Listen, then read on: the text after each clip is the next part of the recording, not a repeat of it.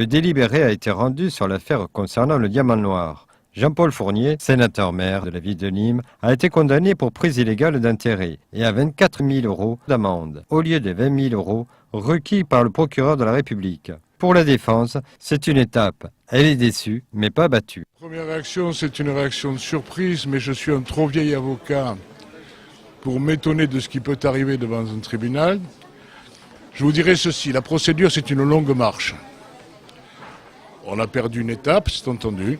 Je vais faire appel tout de suite. Ça viendra devant la Cour.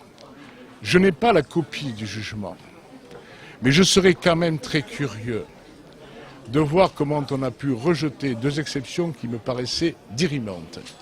Un moyen de prescription qui me paraissait extrêmement solide et qui, de toute façon, sur le terrain du fond, démontrait que Jean-Paul Fournier n'avait jamais pratiqué de prise illégale d'intérêt.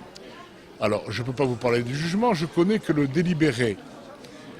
Je vais voir la motivation, mais en tout cas l'appel, c'est tout de suite que je le fais, sans hésitation et sans état d'âme. La constitution de partie civile demandée par Sylvain Pastor n'a pas été retenue. Mais pour elle, la justice est faite, avec un regret de ne pas avoir été entendue. La justice française peut être indépendante et impartiale, c'est rassurant.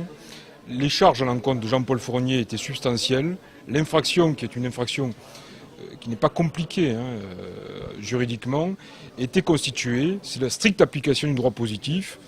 On ne peut que se contenter du fait que le droit positif, le droit français, soit appliqué aux élus politiques comme à tout individu.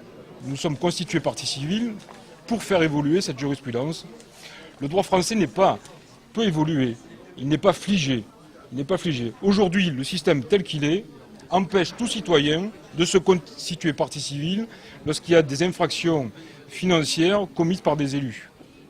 La défense et la partie civile feront appel de ce jugement. Ces procédures rendent la condamnation suspensive. Le prochain rendez-vous avec la justice sera dans le premier semestre 2010.